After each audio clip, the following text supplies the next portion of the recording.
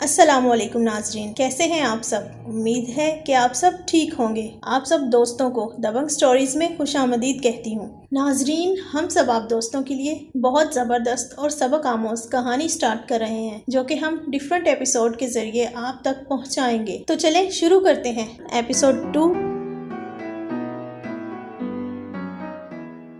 شہزاد بہت ہی خوبصورت اور اسمارٹ تھا۔ وہ میرا آئیڈیل تھا۔ لاہور میں کسی سرکاری ادارے میں ملازمت کرتا تھا۔ میں شادی کے بعد لاہور چلی گئی اور شہزاد کے ہمراہ ایک پرسکون زندگی گزارنے لگی۔ ناصر کو میں ایک خواب سمجھ کر بھول گئی۔ میں گاؤں کم ہی جاتی تھی۔ میں نے سنا تھا کہ ناصر نے عمر بھر شادی نہ کرنے کا عہد کر لیا ہے۔ مجھے بھلا اس سے کیا غرض تھی؟ میری طرف سے وہ جہنم میں چلا جائے؟ میں تو اس کا نام سننا بھی گوارا نہ کرتی تھی، اسی لیے کم ہی جاتی تھی۔ اگر جاتی تو بھی ایک دن اور رات ٹھہر کر لاہور واپس آ جاتی تھی۔ شہری زندگی مجھے راس آ گئی تھی۔ سردیوں کے دن تھے، عید کی آمد آمد تھی۔ ابا جان کا اصرار تھا اس مرتبہ میں اور شہزاد عید ان کے ہمراہ گاؤں میں منائیں۔ ہم جب راولپنڈی کے بس اسٹاپ پر پہنچے تو ہمارے گاؤں جانے والی آخری بس اسٹینڈ پر کھڑی تھی۔ شام ڈھلنے والی تھی، موسم بھی ابر آلود تھا۔ بارش کا قوی امکان تھا۔ بس خالی ہی تھی۔ میں اور شہزاد فرنٹ سیٹ پر بیٹھ گئے۔ آہستہ آہستہ مسافر آتے گئے۔ بس جب چلی تو اس میں تل دھرے کو جگہ نہ تھی۔ بس میں مسافروں میں واحد عورت تھی۔ کئی لوگ بس کے اندر کھڑے تھے اور کئی چھت پر بیٹھے تھے۔ بس آہستہ آہستہ چلتی ہوئی شہری حدود سے باہر نکلی اور گاؤں جانے والی کچی سڑک پر آ گئی۔ اس سڑک پر روشنی کا کوئی انتظام نہ تھا، کیونکہ اس دور میں اس علاقے میں بجلی ہی نہ تھی۔ ابھی بس نے 10-12 میل کا سفر طے کیا ہوگا کہ بس ایک جھٹکے سے رک گئی اور ڈرائیور نے انجن بھی بند کر ڈالا۔ شہزاد نے تجسس بھری نظروں سے ڈرائیور کی طرف دیکھا کہ اس نے گاڑی کیوں بند کر دی۔ اتنے میں ایک مضبوط اور لمبے قد کا شخص، چہرہ نقاب سے چھپائے، ڈرائیور کے پیچھے والی سیٹ سے اٹھ کھڑا ہوا۔ اس کے ہاتھ میں ریوالور لہرا رہا تھا۔ وہ بہت ہی غضبناک لہجے میں بولا، خبردار، اگر تم میں سے کسی نے ہلنے یا گڑبڑ کرنے کی کوشش کی تو بھون کر رکھ دوں گا۔ بس میں سناٹا چھا گیا۔ تمام مسافر سہم گئے اور آنے والے برے وقت کا انتظار کرنے لگے۔ کچھ ہی دیر بعد اس نقاب پوش نے چہرے سے نقاب اتارا اور کہنے لگا، تم لوگ مجھے پہچان گئے ہوں گے، اگر نہیں تو بتا دوں کہ میں جہانی ڈکیت ہوں۔ سناٹا اور بھی گہرا ہو گیا۔ تمام مسافر اس کا نام سن کر خوف زدہ ہو گئے۔ میں پہلی بار جہانی ڈکیت کو دیکھ رہی تھی۔ میں نے اس کے بارے میں بہت کچھ سن رکھا تھا۔ لوگ اس سے خوف کھاتے تھے۔ وہ کئی کیسوں میں پولیس کا مطلوب تھا۔ اس کی گرفتاری پر انعام بھی مقرر تھا، مگر پولیس اس کے باوجود اسے گرفتار کرنے میں ناکام ہو چکی تھی۔ کچھ لوگ کہتے تھے کہ جہانی خود بھی بڑا مظلوم ہے، اسے حالات نے اس مقام پر پہنچایا ہے۔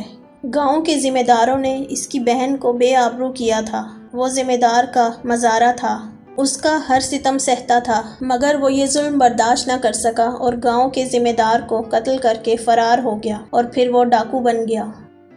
جبکہ کچھ کہتے تھے کہ جہانی بچپن میں ہی اغوا ہو گیا تھا۔ کچھ کہتے تھے کہ اس کا باپ بھی ڈاکو تھا اور یہ سب کچھ اسے ورثے میں ملا ہے۔ نہ جانے اس میں حقیقت کیا تھی، مگر اس وقت ہم سب کو ان باتوں سے کوئی غرض نہ تھی، بلکہ ہر ایک کو اپنی اپنی جان بچانے کی فکر پڑی تھی۔ چند لمحے اس نے پوری بس کے مسافروں کا جائزہ لیا اور پھر وہ میری طرف بڑھا اور میرا ہاتھ برقعے میں سے کھینچ کر پکڑ لیا اور ہنسنے لگا، چلو میرے ساتھ۔ شہزاد بھلا یہ کیسے برداشت کر سکتا کہ کوئی اس کی آنکھوں کے سامنے اس کی عزت پر ہاتھ ڈالے؟ وہ شہری بابو ہونے کے باوجود اپنی سیٹ سے اٹھ کھڑا ہوا اور جہانی سے الجھ پڑا۔ ذلیل انسان، شرم نہیں آتی تمہیں؟ کیا گھر میں تمہاری ماں بہن نہیں ہے؟ یہ کہہ کر شہزاد نے میرا ہاتھ جہانی کی گرفت سے آزاد کرا لیا۔ میں نے جہانی کو برا بھلا کہنا شروع کر دیا۔ غصے میں میرا جسم تھر تھر کانپ رہا تھا، مگر جہانی پر کسی بات کا اثر نہ ہو رہا تھا۔ اس نے پھر میرا بازو پکڑ لیا۔ شہزاد کا غصہ آسمان کو چھونے لگا۔ اس نے ایک بھرپور تھپڑ جہانی کے چہرے پر جڑ دیا۔ جس کی آواز تمام مسافروں نے سنی۔ جہانی کی برداشت کی حد ختم ہو گئی۔ اس نے میرا بازو چھوڑ دیا اور شہزاد کو گھسیٹ کر بس سے باہر لے گیا اور اسے بے دردی سے مارنے لگا۔ میں نے کافی شور مچایا مگر کسی نے میری فریاد نہ سنی۔ سب انجان بن کر ایک انسان کی بے بسی اور ایک درندے کے وحشیانہ پن کا تماشا دیکھتے رہے۔ شہزاد جہانی کی مار کھا کر بے ہوش ہو کر زمین پر گر پڑا۔ جہانی پھر بس کے اندر آ گیا اور مجھے بھی گھسیٹتا ہوا باہر لے گیا۔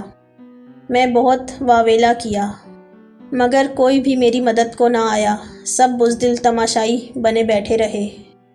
میں نے روتے ہوئے جہانی کو خدا اور رسول کے واسطے دیے اور کہا کہ میں اس کی بیٹیوں کی طرح ہوں، وہ مجھ پر رحم کرے اور مجھے چھوڑ دے۔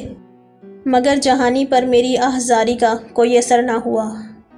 اس کا تو ضمیر ہی مر چکا تھا۔